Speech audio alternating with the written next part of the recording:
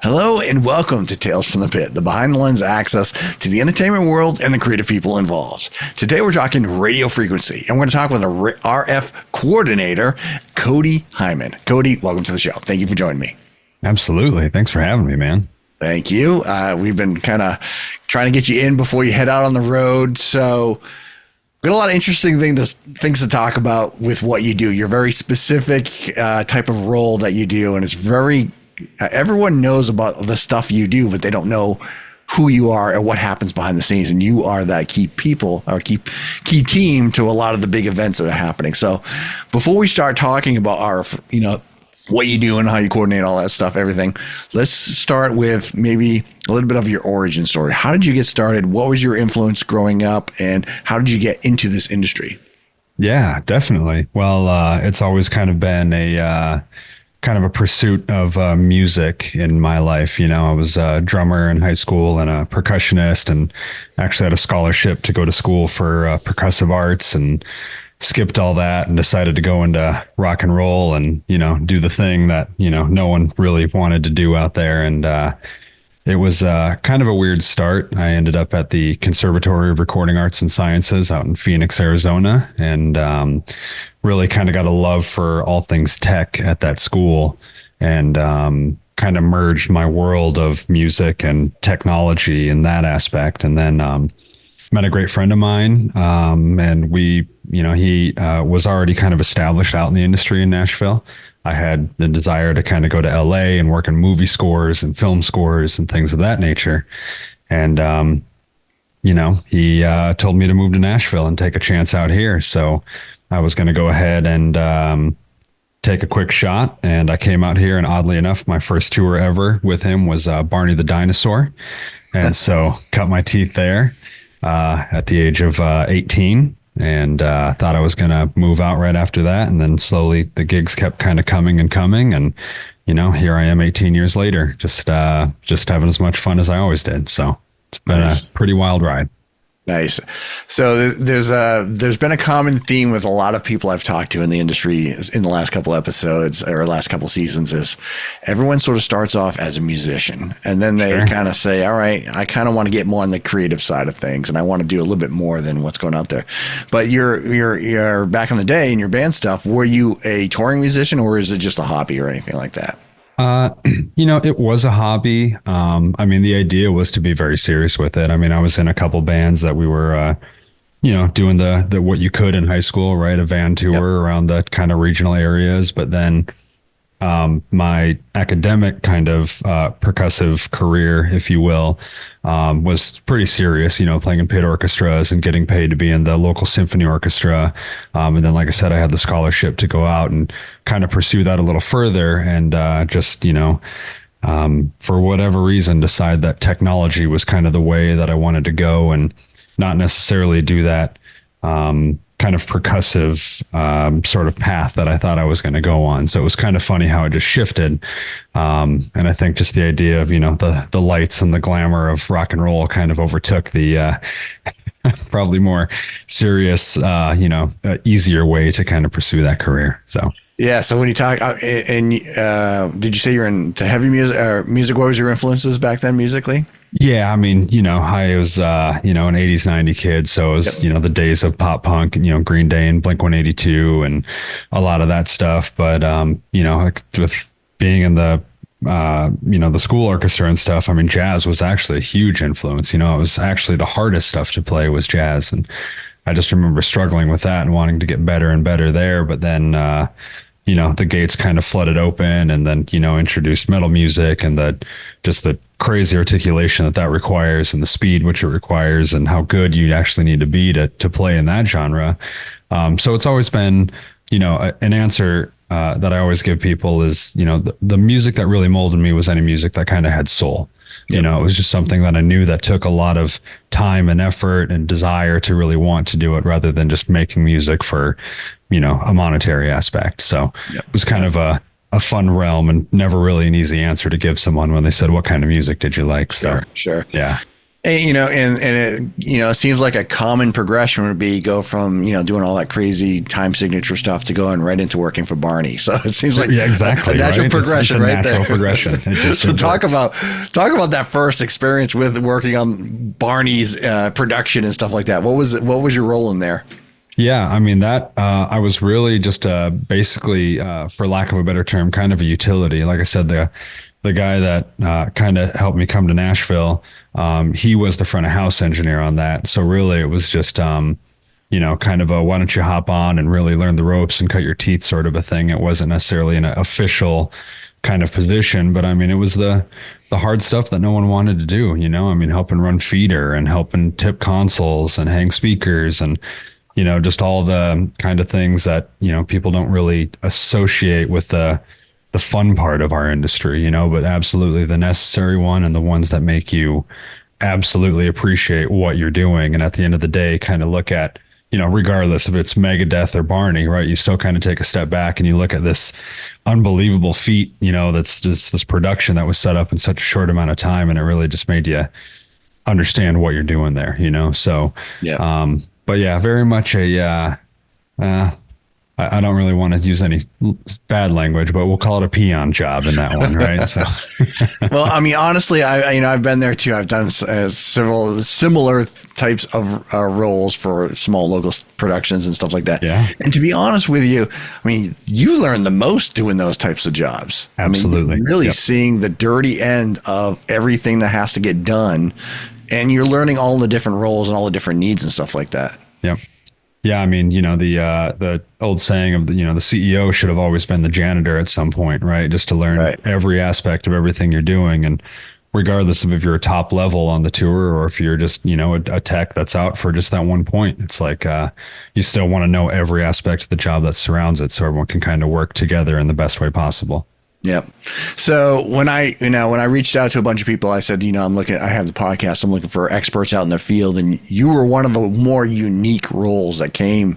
I mean, you said, hey, I'm interested if you want to talk about these sorts of things. And you were very unique in your role. RF coordinator. Can you talk about what that is and what's your role as an RF coordinator? Yeah, absolutely. So yeah, that wasn't necessarily the way that I thought my career was going to go. I always had an idea to be a PA technician and, kind of go that route. So the fact that I'm here now is kind of fun, but, like you were mentioning earlier, it is a role that people don't necessarily understand or really know that exists out there. And so that aspect of it's really, really fun too. But basically what we do is, as an RF coordinator, you really have full kind of involvement in the show from start to finish, because unlike other mediums within it, whether you're video or lighting, they all kind of mesh together. But at some point, all of them in some way, shape, or form have some sort of wireless communication, right? Be it comms, be it radios, be it wireless mics, lights, anything you can imagine. There's probably some form of wireless medium into that sort of portion of the show or the tour or whatever. So as I was kind of coming up, I was seeing a need that, mainly with microphones and in-ears, right, where we were always having issues and no one really knew what was going on. And I was always on stage as a patch guy or a monitor tech, and it kind of always fell in my lap. And, we had a lot of really bad shows, right? Because no one just, it was just always the thing that you just kind of turned on and hope for the best. So we really get involved from an early stage. We find out all pieces of wireless equipment that are going to be utilized. And one of the really big challenges, if you will, of being an RF coordinator is it's always environmentally dependent too, right? Is it inside? Is it outside? What city are you in? What country are you in?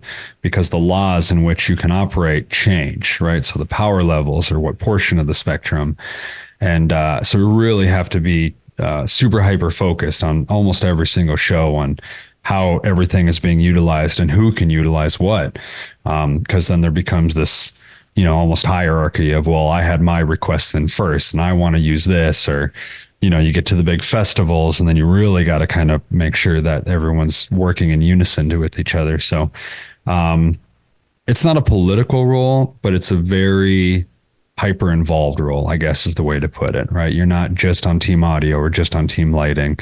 You're involved with the client pretty heavily. You're involved with the production companies very heavily. So it's a really fun thing, but you're also a very, very major part of how the show pans out, because most of the time, your main microphone on stage is a wireless one, right? Or sometimes your only microphone on stage is a wireless one. So we take it very seriously. Yeah. And I mean, you're getting ready. You just told me you're getting ready to head out to the Adobe conference, right? Yep. And I mean, the list of things that you sent me for things that you do for events that you do, the New Year's Eve Times Square, yep. CMT Awards, you got that coming up, yep. Coachella, and more. I mean, all the monuments on your wall behind you show all of the work that you've got going on, all your badges behind you, stuff like that. Can you talk about, so for example, you're going to be going to Adobe. I don't know if any of this is confidential or anything like that, but can you talk about any of the upcoming work you got, the Adobe conference coming up? Yeah, absolutely. I mean, so, one of the really kind of common themes in the RF space is large channel counts, right? We're constantly seeing higher and higher channel counts. So these incredible companies out there, Adobe and Amazon and Salesforce and all these companies that have to do these conventions yearly, and really, it's the opportunity for them to push to their markets and really get their messages across, right? Yeah. They're doing this in these convention centers where we're having, tens of thousands of people all in a single space with, tens to hundreds of breakout rooms, plus a large general session. And all of these have to kind of work together. Right. And so my job on a lot of these larger conferences is to, coordinate the entire thing. And some of these get upwards of, 1,200 channels plus, right? Some of these are 200 or 300 channels. Some of them are 700 channels. So, this Adobe one coming up is just another one of those examples of just these very, very large conferences that are kind of moving around the country and utilizing these spaces and doing these incredible things, but having to rely on technology and RF coordination to be able to get the message across. Because again, every one of these rooms, their sole input on stage is going to be a wireless mic, right? So if that doesn't work, if that's coordinated improperly, then you have an extraordinary challenge on your hand. So the convention space has been a really, really fun one for me to really exercise those large channel counts. And how many people do you have with you on your team?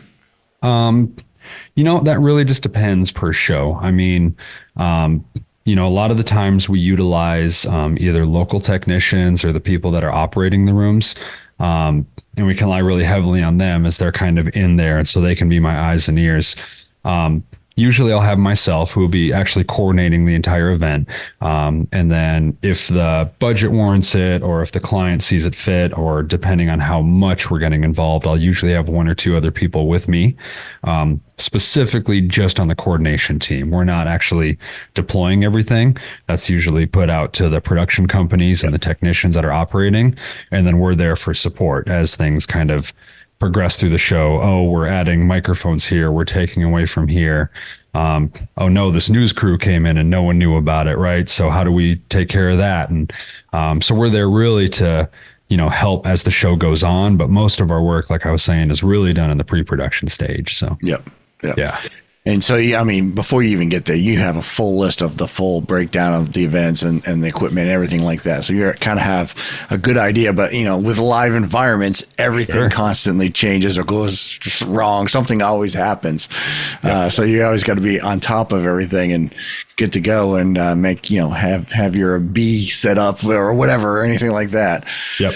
Always have backup plans. Yes, absolutely. For example, for this Adobe, how long is the event for you? What's the duration of you're involved with this? It's going to be, I will actually be on site for about 14 days for a 4-day conference for this one. So, lots of pre-work, lots of setup, lots of, rehearsals. Because one of the things that I really enjoy about corporate too is, and I say corporate meaning like conventions and that sort of space, is the idea for excellence is kind of pushed. You know, that envelope is really going forward and forward. So the amount of rehearsals you're doing and the amount of times that all the rooms are running before the show even starts has always been really incredible for the people that are putting these conventions on to be able to provide that resource and really put that time in to make sure things are going to go perfectly. And if not, you know, we have a backup plan or we can kind of foresee things that way. So that's usually why these are such long runs. For a single specific show. But then even before that, I mean, we've been, you know, doing the pre-production on this for probably about 3 months now. And this is my 6th or 7th year doing the show for them. So we also, you know, have been working on it 4 years, kind of developing it. And every year we go, well, that didn't work. Let's kind of change it this and let's move that around. And, you know, so it's really fun when clients trust you to be able to come back and utilize that same kind of skill set too. Yeah, that's good. I mean, it really shows your quality of work, your work ethic, the skill set, everything. Yeah, absolutely. The one that you mentioned to me at the beginning was the New Year's Times Square. Yeah. That is a monster, and that is like that is New York City right there in a nutshell. How long have you been involved with that? What's that like? So this last New Year's was my 3rd year on that show as the RF coordinator. And yeah, that one is a wild show. It's a severely dynamic environment, right? You've got all the theaters that are there. You've got the super dense TV, all the TV stations that are operating out there. So the spectrum is very, very, very limited.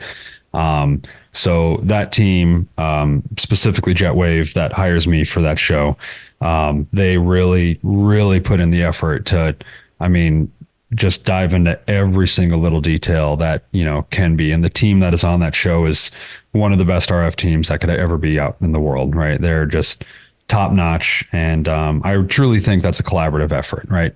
You can't go into any show of that caliber. And if you're a strong technician, there are so many other facets that you need support in, right? And so many other facets that these other people need support in as well. So it goes both directions, and it's, man, that one is, it's very, very stressful. But we have such a great time on it. And we just, it's one of those, when that's done, you kind of sit back and look and you're like, wow, that was, basically what you imagined impossible in the beginning. And then it's, you just kind of, put your best eggs you got in there in that basket, and you make it happen. Yeah. That's just so massive. The amount of people, it's outdoors, it's cold. You're against every sort of chaotic situation that you could throw in a live environment. It's just mind blowing. How much prep work is involved for that? Well, the team that, because, the team that hires me also does, a lot of the RF infrastructure there too. Sure. So they're involved way, way longer than I am. Okay. They're, once the show ends the year before, they're already working on the next one. Yeah. I'm probably working on the coordination for that about 2 months in advance. We're sending out requests and trying to get, people to send in what they're going to be utilizing. But as you mentioned earlier, it's always dynamic, right? You're always going to get there and someone else is going to show up, or something that maybe was not noticed. But it's, just because of the sheer amount of people there, it also makes that environment so much more difficult to deal with. Because we just, you've got either people in tourism or outside of the local news markets that are coming in that don't understand that they also need to be kind of advancing a lot of this stuff too. So we find a lot of these maybe independent news markets or outlets, or people that are doing podcasts, or people that are doing kind of video, social media videos, or any of that, but they're using wireless equipment. Right. And it obviously just doesn't dawn on them like, oh, I wonder if I'm going to, interfere with anything. It's just an exciting time on New Year's Eve. Right. So that's a lot of the job right there. And thankfully I'm allowed to have some boots on the ground and some guys that can come out. Shout out to my buddy Joe, who just absolutely kills it, and is out there on the street with me and helps find a lot of that stuff. And we just deal with it in the moment and try to help everyone and support everyone as best we can, get them the frequency they can use, and hopefully everyone's got a great night ahead of them. So that's always out there. Are you on site for like several days during the New Year stuff? Is it a couple weeks or anything like that? Yeah, no, I end up, because there's so much pre-production and there's just so much planning in the beginning stage. My side of it, strictly with the RF coordination side, I'm on site for about 5 days before New Year's Eve, going through everything and just making sure that we're clean and happy. And then obviously we get into dress rehearsals and things like that. But the guys that are deploying the mics out there, they're out there for weeks, and building that incredible infrastructure. It's a fiber optic system that they're running all up and down Times Square. And I mean, just the logistics of that. There's articles out there on the work they do too. And that's just in and of itself is such an honor to be a part of when they're pulling all that off as well. So yeah, that's crazy. That's great. I mean, you're right after Christmas and everything. It's just, that's just crazy. Yeah, it's usually everyone's gone on a break, right? And it's right. Like there's no break for us after. It's your most stressful time of the year, possibly. It sure is. You don't have to get into any technical stuff like that, but when you're out there and you're on a project like that, and someone does bring in some weird, or you start picking up some RF frequencies, what do you do? What's your how do you identify all that stuff? Yeah, absolutely. So we've got a unit that's called a spectrum analyzer. That's kind of the common tool that's utilized for that. So it's it comes in different mediums or flavors, if you will. But mine is a box that basically connects to my computer, and then you utilize an external antenna, and you can log it into different portions of the spectrum to kind of view in real time what's happening. So you know where your mics are at. You kind of know what your mic looks like on the spectrum analyzer and where it is in conjunction with the other TV stations and other mics. And then as you're kind of monitoring that 24/7, you're noticing if other things are popping up. The hard part in the New Year's Eve environment is that because of the amount of people there, you can see it pop up, and then we go out with directional antennas and try to find it. But it's such a dynamic environment, right? People are moving and walking, and there's people in the way, and then buses are coming through, and you're just trying to track them down. But once we find them, we try really hard to basically just express the severity of even though it's probably not understood immediately of why we're trying to change the scenario that they're utilizing. They get it very quickly, right? And we can really have a fun time kind of educating, which is always kind of my most fun part about it, right? Like, oh, that is actually happening here, right? Yep. And then supporting them as best we can, right? If they have gear that we can fit in that doesn't jeopardize the show, we absolutely support it and provide them a frequency, and sometimes even show them a little a couple things about how to use their gear too. So nice. It's really fun. That's interesting. Yeah. I mean, stuff like that you would never even think of. I mean, the average person has no clue on any of this stuff going on in the background. So it's just really, really interesting. So jumping back a little bit, so you said your first sort of major professional gig in this environment was Barney. Where does that lead to? What's your next step during your progression? Yeah. So Nashville is just a fantastic city because it's a really big, small city, right? Everyone kind of knows everyone here, and I attribute a lot of my career to that kind of community aspect alone. It kind of led to a couple of the tours that I was on. And then I was kind of home in a lull, and I got introduced to a local production company here in town. And that production company really took me on and allowed me to be a part of, all of their shows and really kind of escalate through my career. So with that production company, in the matter of a couple of years, I mean, I was just sort of a patch guy, and then a monitor tech and a monitor engineer, and then a front of house engineer. And then I got to move up to be a production manager with them, and getting to production manage really fun things like the, Vanderbilt commencement and, a multi-site, multi-arena sort of thing, with like a rain plan and contingencies. A lot of that stuff really helped mold, again, just seeing all aspects of the industry and kind of deciding really where I wanted to be, because I didn't know exactly what I wanted. And then through that company, I got introduced to the corporate market, and that corporate market is really, I think, where most of my success in RF and really just the rest of my career kind of took off. Because corporate, like I said, it just kind of took things to another level of planning and another level of just really being very intricate on every move you made. And that was probably 10, 12 years ago, and the RF counts got really high, and dabbled back and forth. The Monster Energy Metal Festival tour was a really big one for my kind of RF chops, if you will, and the,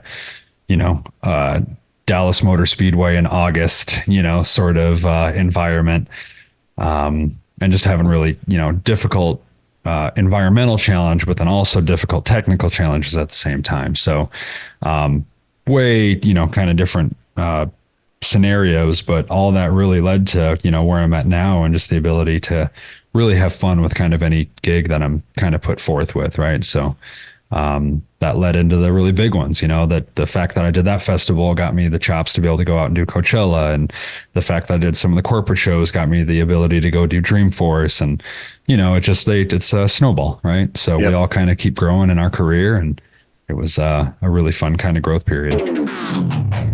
Hey, I just want to jump in here real quick and say that if you're enjoying the show, please check us out on all podcast locations and on YouTube. Search for Tales from the Pit podcast. Please remember to like and subscribe. It helps us grow the show. All right, back to the show. So for Coachella, are you the RF coordinator for that, or did you have a different title? No. So when I was on that, that was in 2019.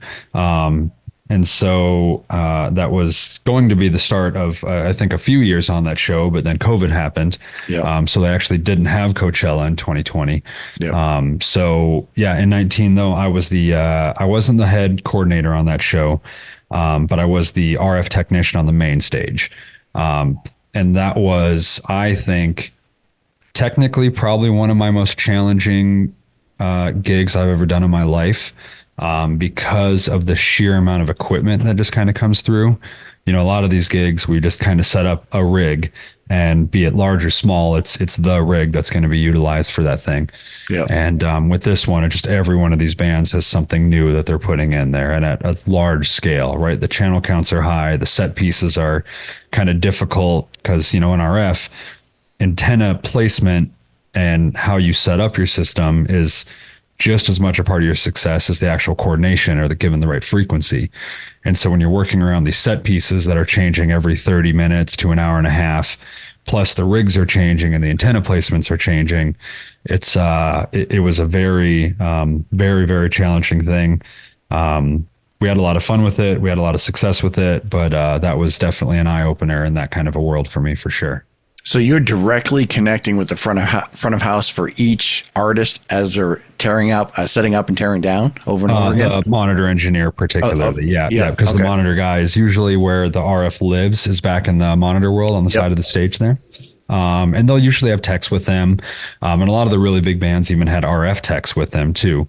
Wow. But then the fun part of Coachella is then there's really tiny bands too that are just coming out of a van that, pull their entire rig out of one case. Right. And so their stuff isn't as, intricate or as, advanced as the stuff that, the headliner was doing. Right.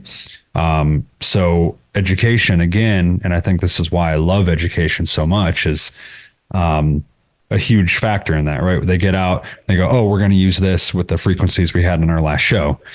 Well, no, you can't. I'm sorry. We have to give you frequencies, and we got to do your antennas like this to make everything else work.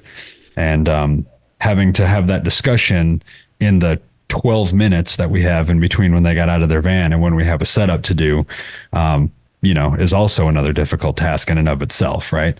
Yeah. So, a very, very fun, wild, and I would say difficult challenge, but all in all, just allowed for everyone to have a better show all in all, right? And that's really what it's all about. Yep. So when everyone works together, we're all having the best show we can. So yep.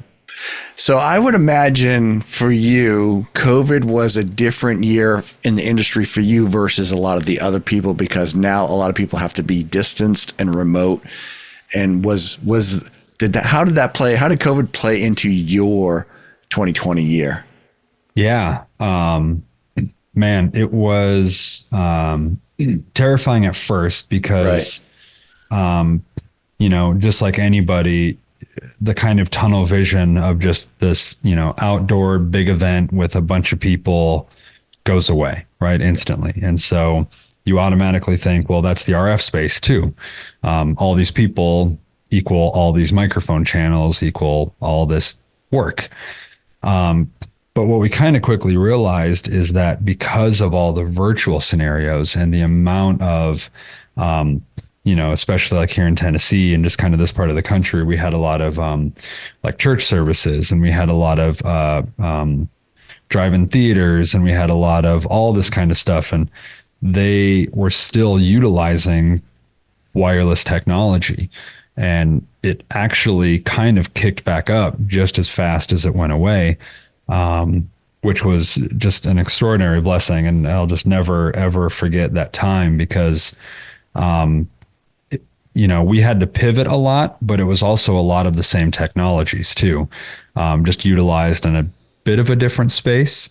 But it was still very busy. And even with the studio stuff, we were using wireless comms now too. So there was basically servers being built where you could use your phone as a comms device, so now a studio in LA could be talking to a bunch of technicians in Florida, right? I remember we were doing basically a corporate show. And there was a handful of technicians, and we all drove down to the studio separately. And the studio had 4 separate rooms, and every technician had to be in a separate room. And so I was the wireless comms guy and the wireless mic guy, and that had infrastructure set up to the studio, and then a mixer in a separate room and a video guy in a separate room. And we were communicating and sending signals back and forth to people in LA for this conference, and they were broadcasting it live to their audience.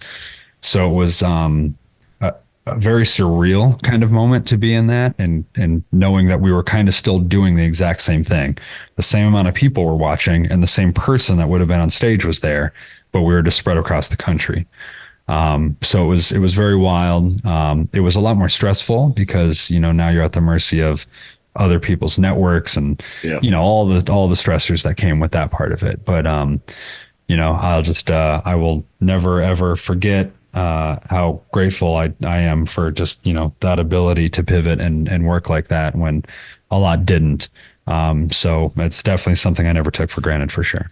Yeah, it was, we're on what, 4 years, right? As of probably last week or this week, we're at the 4-year mark of that. Yeah. That was pretty crazy. And, that's when I started the podcast. I'm a concert photographer by day, or on for a couple of venues here in New England. And, obviously all of our work shut down, as everyone did. There were a few artists that did sort of drive-in concerts, which were pretty cool. Mm-hmm. We had a lot of fun with that. And then, once things opened up, it exploded. Everyone was out there, and, seats were full. It was a great time. People were really excited, stuff like that.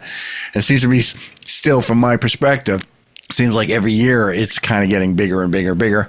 That being said, it's also more expensive right now with touring and stuff like that. So that definitely is a factor for a lot of stuff going on. But for you, you said you did a little bit of touring. Did you tour a lot, or was it just for the beginning or earlier days, or have you done touring recently or anything like that? No. Yeah. I've had a few. I've had plenty of opportunities to go out and tour. But this quote unquote one-off style of gigging has always been far more exciting to me. Oh yeah.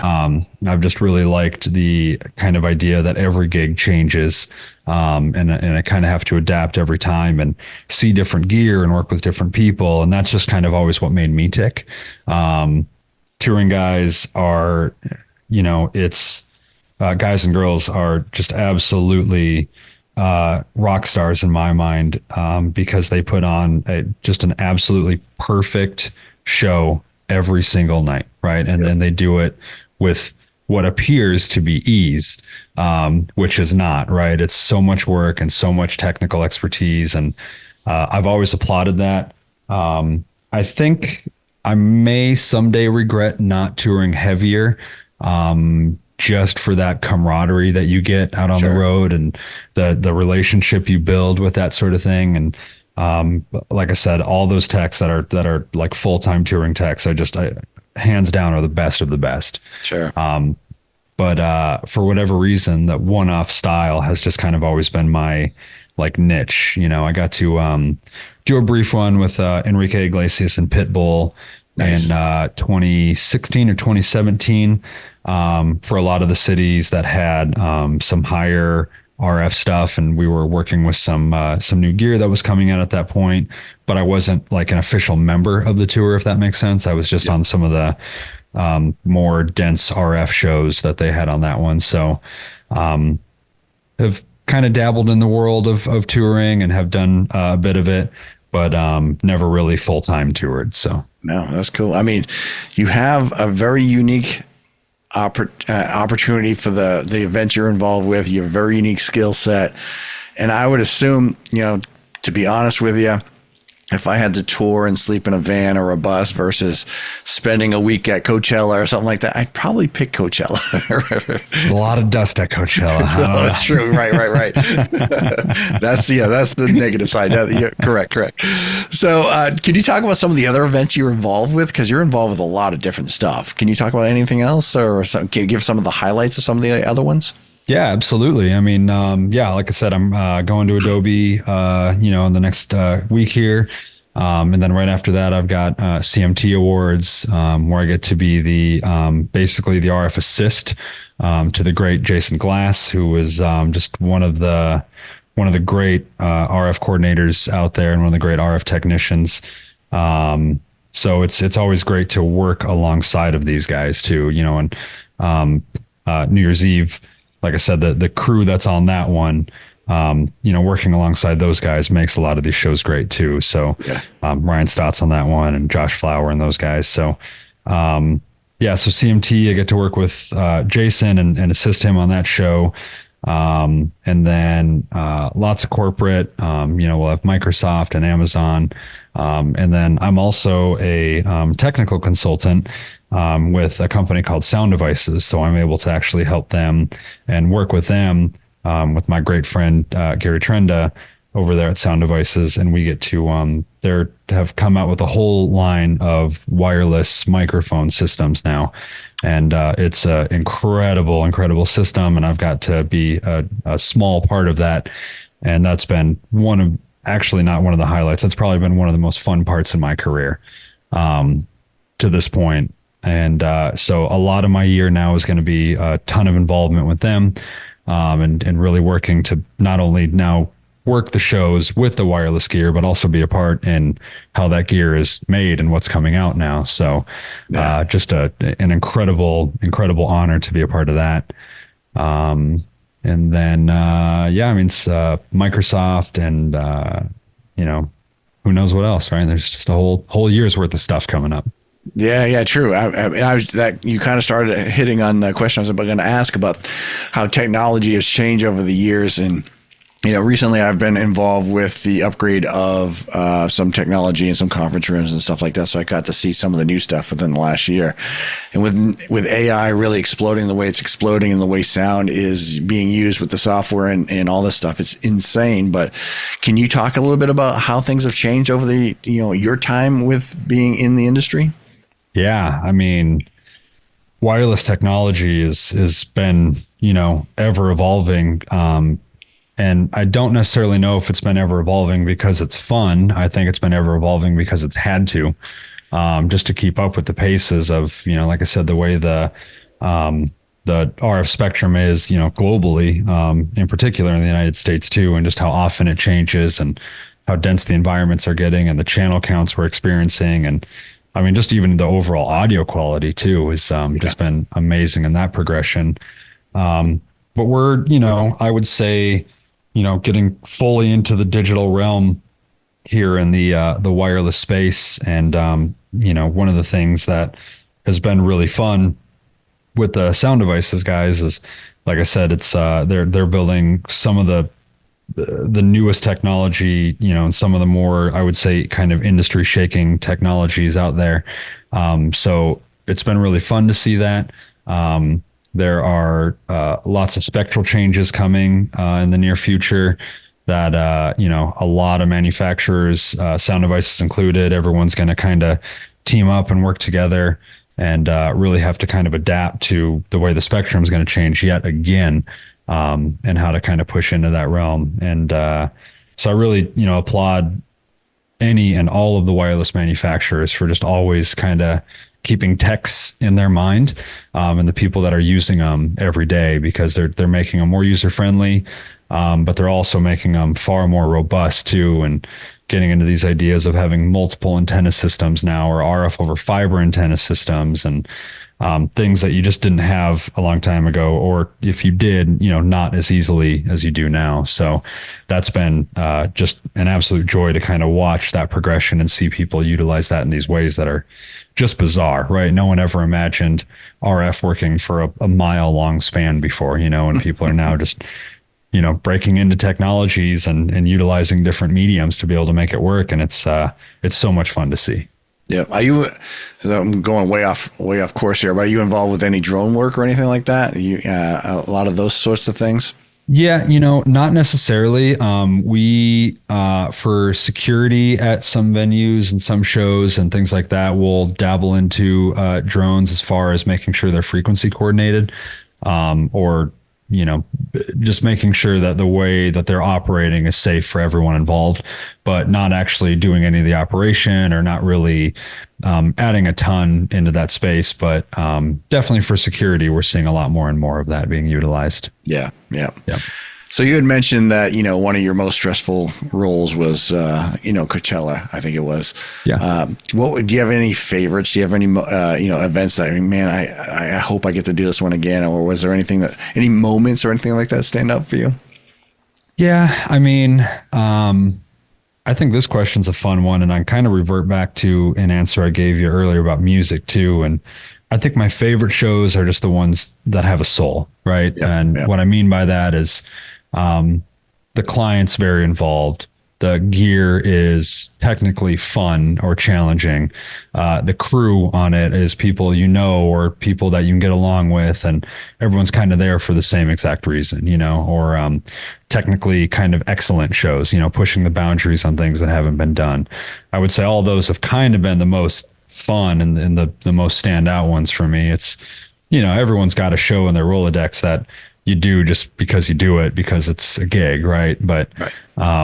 The ones that I hope to continue to be a part of, and the ones that I love being a part of, and even the reason that we're kind of all here is just to see these excellent feats of technology we kind of put together. So I don't have a great answer for you. I think all the ones that I continue to do time and time again are the ones that I just love doing, because they all have soul, they're all there for a reason, and it provides entertainment to a ton of people, and we just get to play with toys for a living. So it's tough to find a bad one, to be honest with you.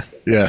And I would just imagine, I don't know for sure, but I would just imagine that some of these shows, the stress level is just so high that you really aren't possibly able to enjoy it, because you're either in a situation where you're not in the space where you can actually see it from the front, because you're backstage or something like that, and you're really focused on certain things, so you can't really enjoy the show possibly. But I'm just imagining that you would have to kind of, you're there not to enjoy, you're there to make sure others can enjoy and stuff like that. So I imagine you're just overstimulated in the first place, being there just working through your requirements. Totally. Yeah.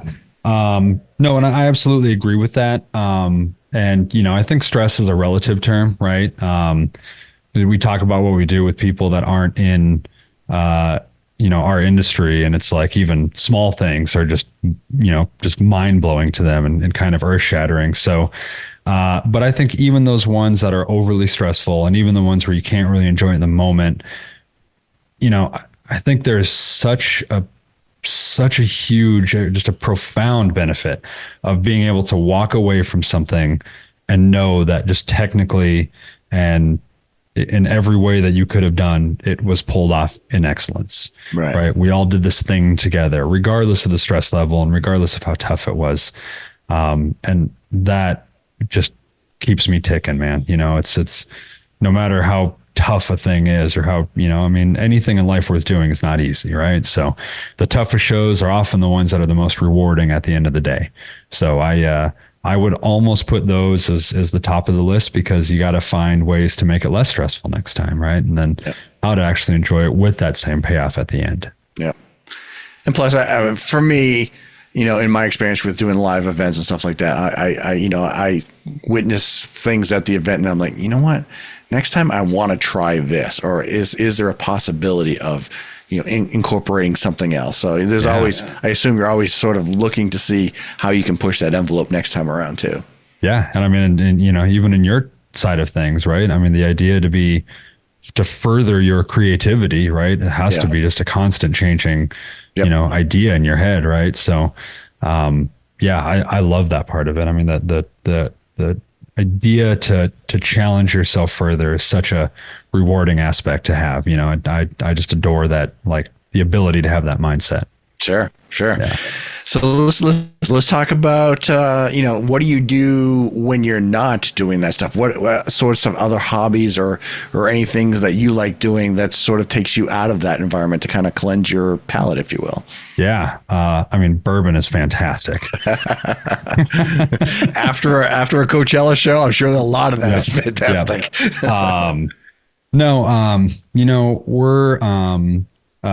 My family is a very fit family. We love the outdoors. My wife and I met rock climbing. Sweet. We've always been, we ride motorcycles. So we ride Harleys all over the country. And, even a few months ago, we got to go to Switzerland and ride motorcycles. So no way. We really love being outdoors and kind of just embracing the idea of disconnecting, right? Not doing the email thing and not doing the social media thing. And, I would think I was looking at my Instagram the other day and I think I had like 10 posts last year or something like that. Right.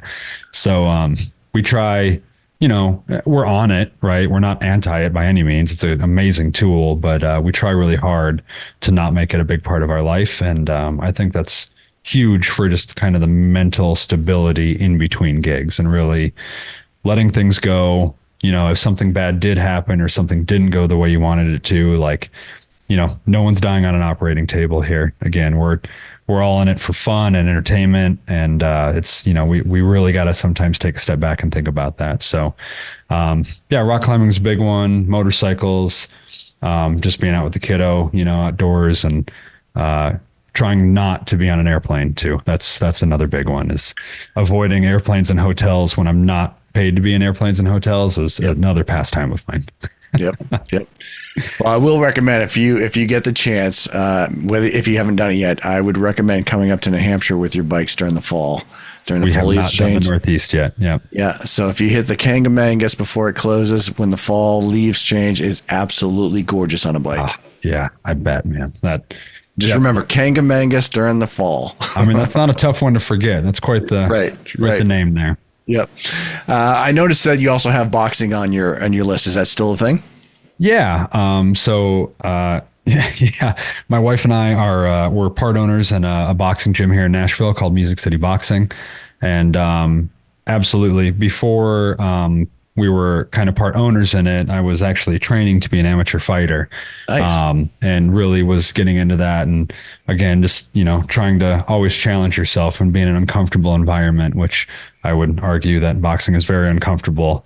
Yep. So that's been a great kind of, kind of like due north for me, is to always kind of get back into that a little bit. I've kind of slacked a lot in probably the past year or so with actually being super, super hyperactive involved with that.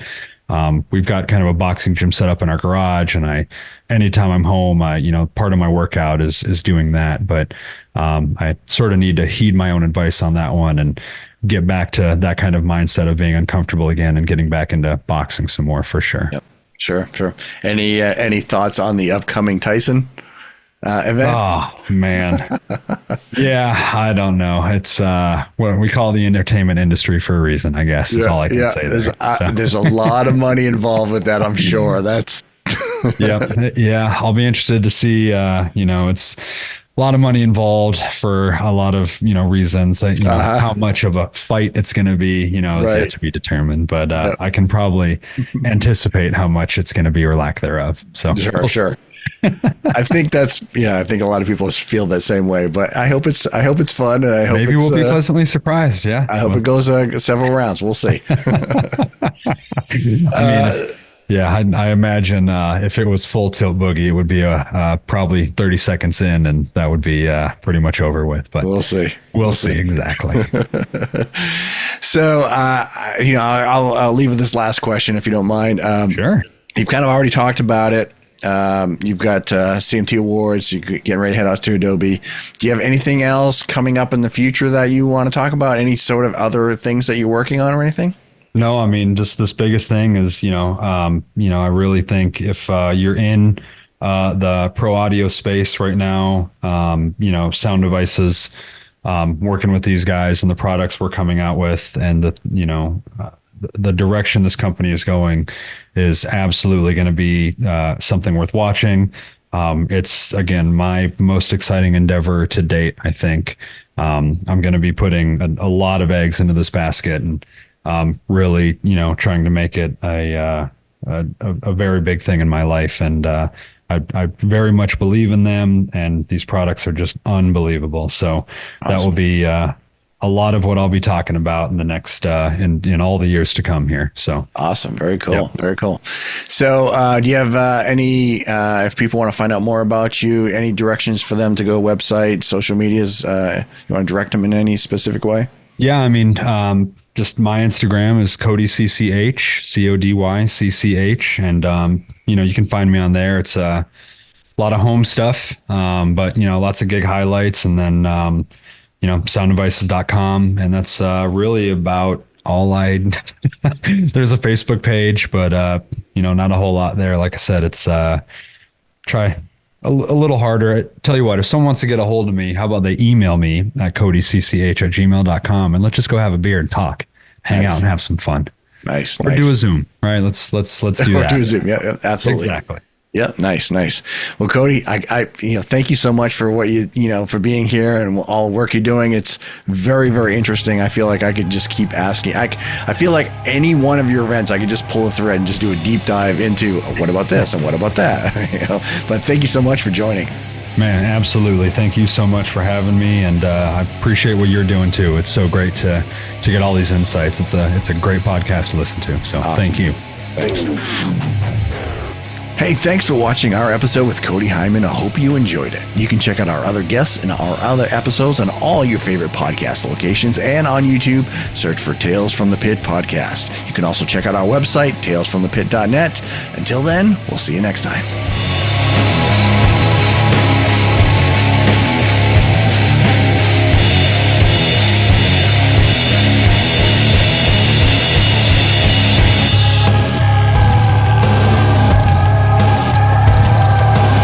This episode was edited and produced by me, Jason Lavasser.